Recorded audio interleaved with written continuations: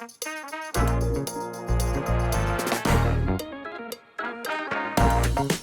everybody, and welcome back to another Cheers to 10-Year interview. I am so excited to be joined with another fabulous ambassador and 17 Hats member, Keandra Ward. Keandra, thank you so much for joining me on this interview. Thank you for having me, Amanda. I'm excited. Absolutely. Before we dive in, give me a little bit about you, who you are, where you're from, what you do. So my name is Keandra Ward. I am originally from Cleveland, Ohio, but the last 20 plus years I've resided in Tampa, Florida. I am the owner of the KWI Collective. We're a marketing, public relations, and media firm. By trade, I am a publicist. That's amazing. So many people think that 17 Hats is only built for photographers, which is totally not true. We just have a heck of a lot of photographers on the platform. So I love that you are a publicist and have been with 17 Hats since the beginning. That is really amazing. Talk to us a little bit. Let's go back 10 years ago. Right? Let's go back to the very beginning of your business. How long have you been in business for now? So this section of my business, 3 years, but in total with 17 hats, I have had two businesses. Now it's almost 13 years. Amazing. So let's go like all the way back 13 years ago to when you just started your business. You know, you've had, it sounds like, a few pivots in your entrepreneurial journey. So let's talk about that a little bit. How did you get started in business? Where did you start at? Let's dive into that first. Okay. I don't know if we have a whole lot of time, so I'm going to condense it real. So I actually started at 14 years old. I was a hairstylist and I started working in a hair salon at 14 years old. I got my license at 18, opened my first salon at 19, made my first big chunk of change within my 20s, upwards to the millions in business. But I did not have the foundation to understand the fight. I knew how to do the work that I knew how to do, but I did not know how to keep my money. You know, I was Oprah, you get a car, like everybody. I was helping everybody. And I lost that. And so I had to kind of regroup and really learn the financial side of business and then come back. On the flip side of that, once I finally got it and I mastered it, I was doing really well in business. My mom got sick and I had to close down my salons to become her caregiver, which caused another pivot and why I'm coaching and training now. It's hard, right? I think when you are in business and you hit that level of success, I think it's sometimes we forget that that level of success can be taken away very quickly through all sorts of things, whether it's new industries coming into play, economics, I mean, just life. So that's interesting how you just went up and then you had to have these pivots and kind of relearn finance, business. What was some of like the major takeaways from that learning time for you? That I needed to separate my business income from my personal income. And that as a hairstylist, we're a cash business. So putting the money in the bank. So I would go from the salon to the store, okay? Instead of, putting the money in the bank, because then when I went to go get a car, it showed that I wasn't making any money. I didn't have the documentation or to show that I could even pay. And I'm upset at the car dealership. I'm like, man, I know I make more than you, sir. What are you talking about? I can't get a car, And so it was a tough lesson to learn that the paperwork and the numbers and being able to show that you have the credibility to be able to pay back anything that you're asking for was a huge, and I was in my 20s, mind you, I'm 21, 22 years old.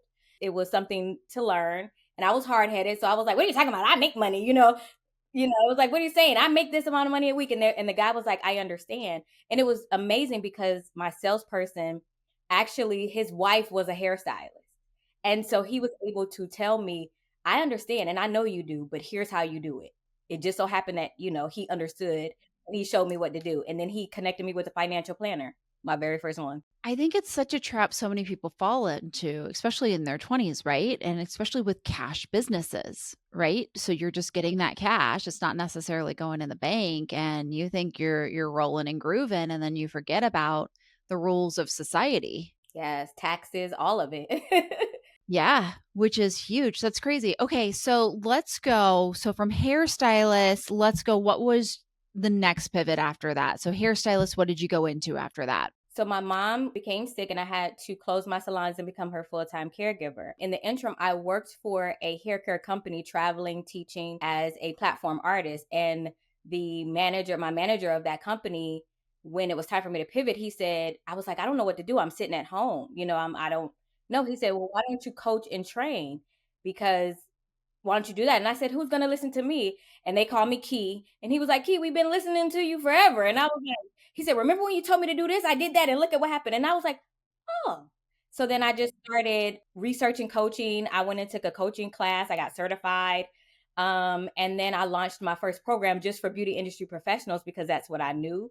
And then other companies were like, hey, do you do this for, my type of company? And I was like, I don't know, but I can try. And that's kind of where we ended up. That is really cool. So now you're coaching. You're still coaching, or have you pivoted since? Look at it again. I'm on my final pivot right now, I Amanda. love this because this is small business journey, right? What you start out doing doesn't mean that you're going to be doing it 10 years later, and you have to be able to keep those doors and those windows open so that you can pivot when needed because life happens and you grow. You grow as a business owner, you grow as an entrepreneur, and that growth can take you a different way. You just have to be open to it. So I love this story. All right, so what's your next pivot? So my last and final pivot, because this is where we're staying. So in the process of that, I have always loved marketing. So I went and got my master's in digital marketing. I have my bachelor's in industrial organizational psychology, which is the psychology of business. And then my friend had a PR firm in California, and her husband wanted to transition. They wanted to start a family. And so they were closing down her firm. And I was helping her with the transition of closing out and selling her business. In the interim, she started teaching me PR, to be honest. And so for 4 years, as I'm doing my other coaching and stuff, I didn't broadcast it. I started doing PR for her and her clients as because she was, had to release some of her staff, and I just kind of filled in and learned the process. And then I started doing it for myself to see if it worked. And then 3 years ago, I had two gentlemen come to me that I've worked with. One I worked with heavily. One he had done some work with me for like a short period of time.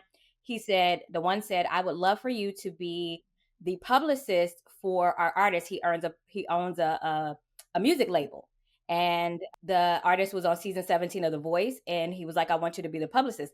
I said, who told you I was a publicist? I never said that. And he said, I've seen the work you've done for you, and I know you can do it for her. And I said, well, no. Who told you that?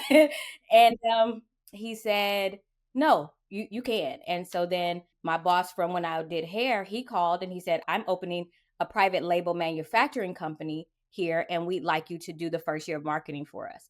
With that, I started working with them, and now we're the KWI Collective. What ended up happening is I took all the knowledge that I had from all of my previous businesses, really applied what I told my students and staff and everybody all the years to this business, and we were able to scale really fast and move really fast. And so this is where we are, marketing, PR, and media, and I love it, and this is where I'm staying. That's amazing. It's such a story how one thing grew into another. And I love even how your connections way back from when you were a hairstylist still plays a role in your story today. Let's talk a little bit about those connections. Obviously, you've pivoted over time. How important has those connections from the beginning played a role in where you are today? You know what's funny? In marketing, I coined and I call myself a relationship marketer. So I look at the relationship between the consumer, their contractors, and the company. So I help with email marketing, all those type of things like that side. We do SEO and things like that. So relationships are very important to me. Naturally, relationships are important to me. My friend was just here visiting we've been friends since the 5th grade. So relationships to me are extremely important. And so I'm always going to be available to them. You know what I'm saying? So when I meet somebody and we've grown up together in business, life, or whatever, when they're doing something, I'm going to probably show up, whether I'm getting paid for it or not. You need me to, I've been the front girl signing people in at people's events just because I want to support. But on the flip side of that's what business is about, relationships. And so if you don't properly establish relationships and strong, long lasting relationships, you won't be as successful as you think you can. And then that's totally what PR is. I have to build relationships with the media. I have to build relationships with journalists. I have local producers that now I don't have to pitch my clients. They call me and they're like, hey, we have a story. I know you got this client who has this. Can we bring her or him on? And so that's building a relationship because they know that not only am I going to say yes, but my clients are going to be ready. We do the training. We make sure that we do media training with them. We make sure they know their key points.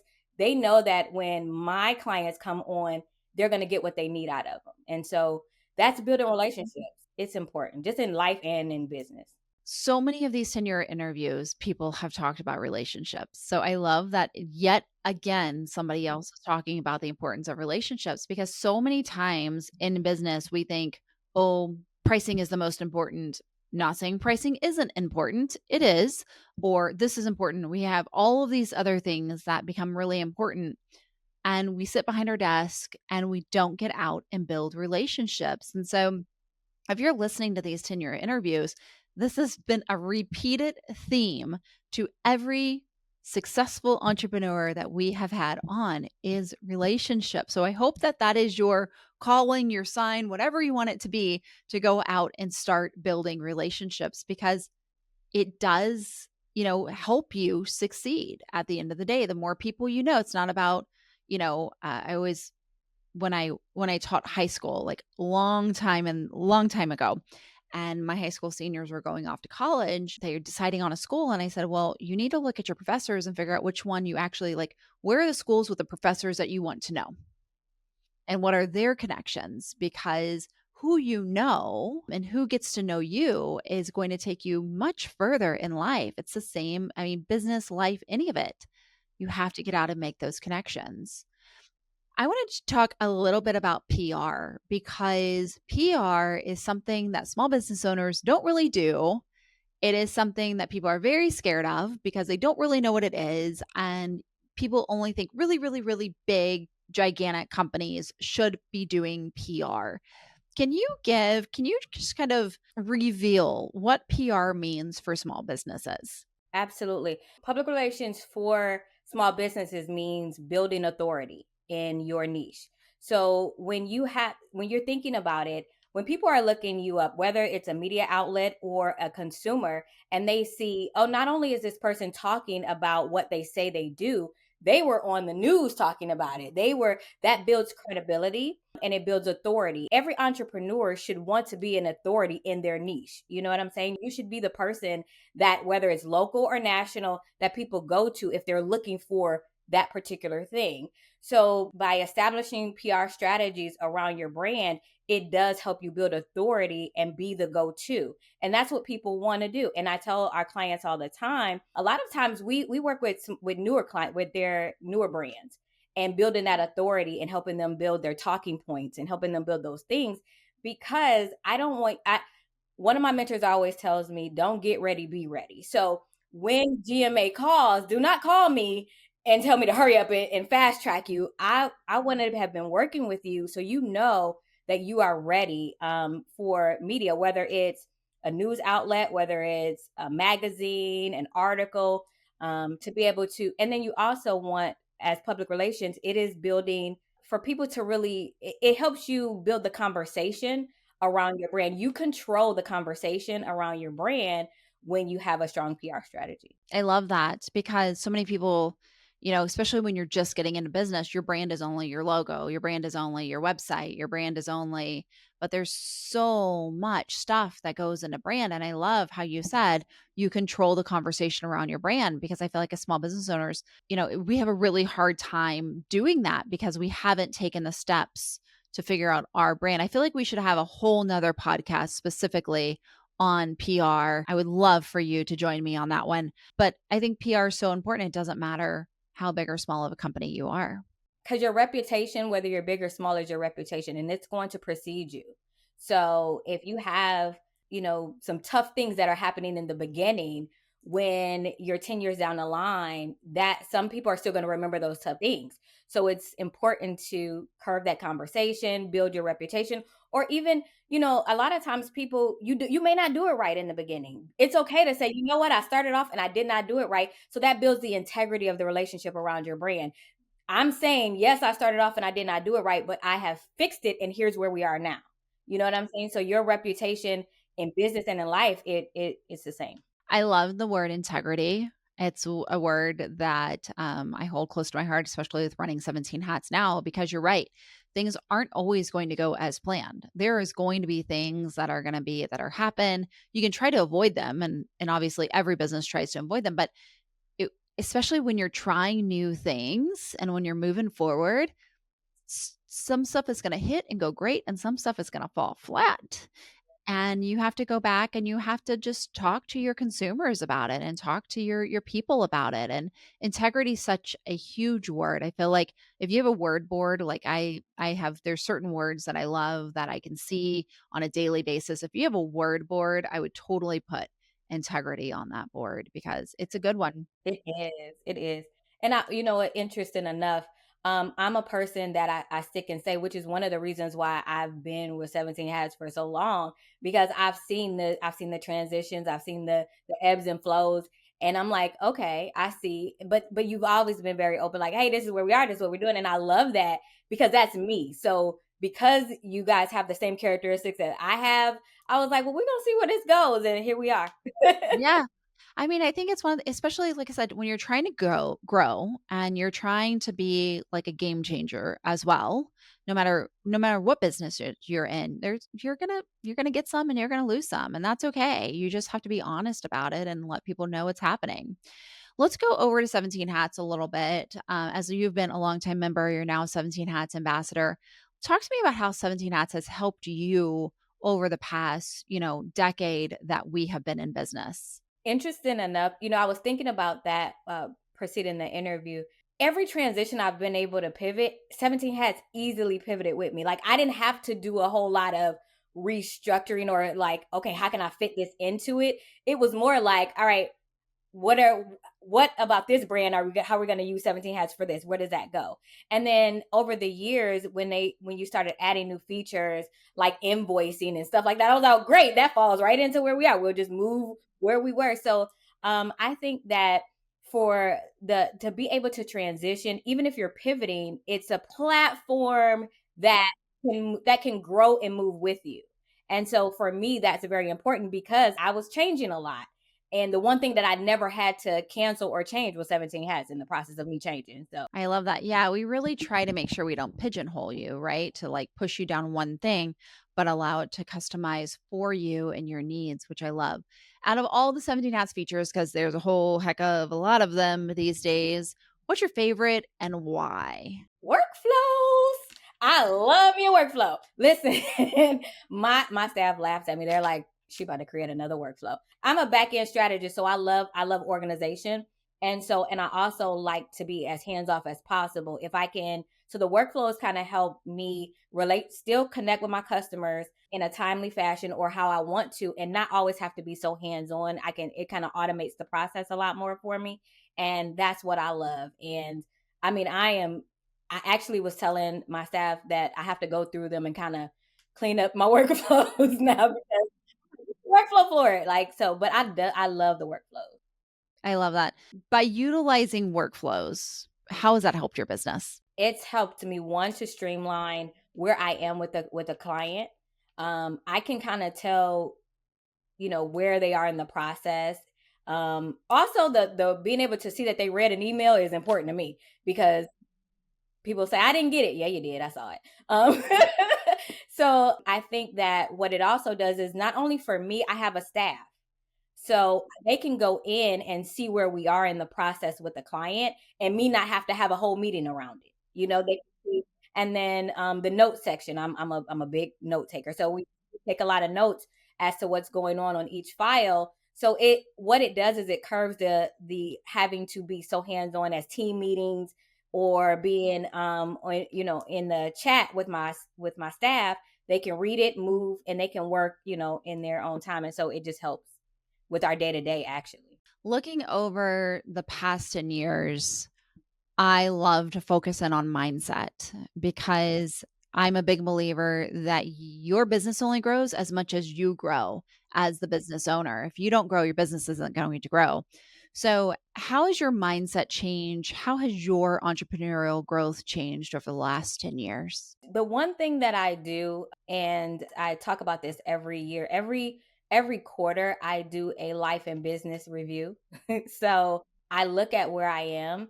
I look at and I think the first thing that I had to do was be honest with myself about where I am. I think the That's hard. Like, hold on right there because that's hard. So many people, we have ideas of where we are, but because we haven't looked at the numbers, because we haven't really put pen to paper to figure it out, ooh, that's a tough one. It is. But if you can't be tough and hard with yourself, then I won't be effective with my clients, right? So I'm always like, this is where I am. Like, we're making money, we're not making money, or we failed in this part or we did great here. So that's the first thing, being honest with myself. I go to therapy. I mean, having a therapist is a big thing for me because ebbs and flows of business, it can deal the mental capacity of who you are and how you move. So those things. Which I love. I mean, let's go back to going to therapy. I love that because, as a solopreneur, sometimes you feel all the pressure, you feel very lonely, you don't have anybody to really dive into that. It also, solopreneurship has issues with marriage and work-life balance and kids, and to be able to balance all of that. So to be able to go and talk to somebody about it and get some advice that's outside a neutral party, that's not judgment, because when you go to friends or you go to family, there you're going to get judgments, right? Even though they're not trying to judge, and it might not be true judgment, but you get a lot of their own thoughts and feelings projected into the conversation as well. So to have that outside person, whether it's a therapist or a coach, is huge. Yeah. On the flip side of that, and during the COVID terms at times, I lost my bonus son and my grandmother and my dog all in so having a now that also understanding I'm running a business and the business still has to I have a staff and they still have to it still has to grow, it still has to move. So having a therapist kind of helped me through the how to deal and how to be like, you know what? I'm doing this interview now, but in 10 minutes I'm probably gonna be crying. You know what I'm saying? And being able to do that. So I think that even you may not have such harsh life issues like that, having a therapist just helps you with the transitions of business because they can be up and down. Like losing a client sometimes can be detrimental to people, you know? So I think that's another thing. But just taking inventory.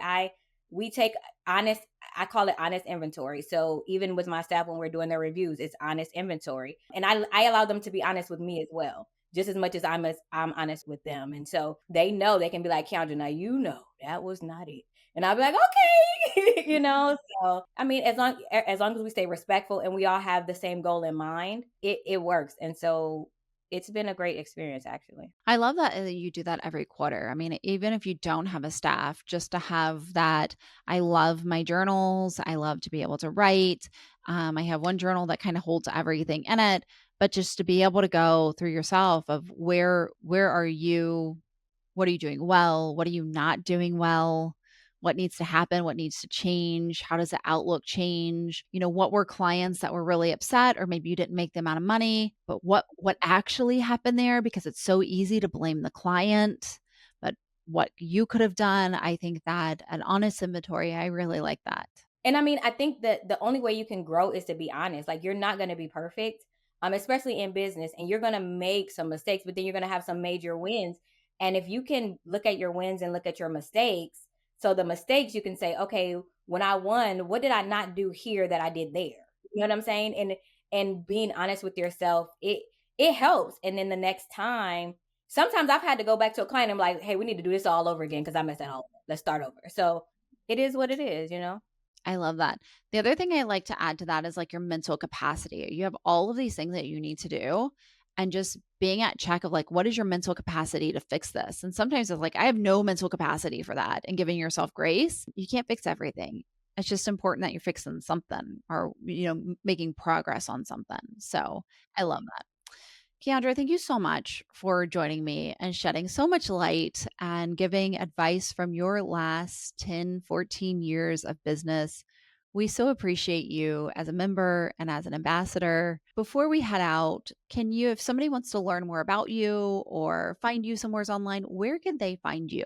You can find me everywhere online at either Keandra Ward or the KWI Collective, either .com or at the KWI Collective, either way. I love it.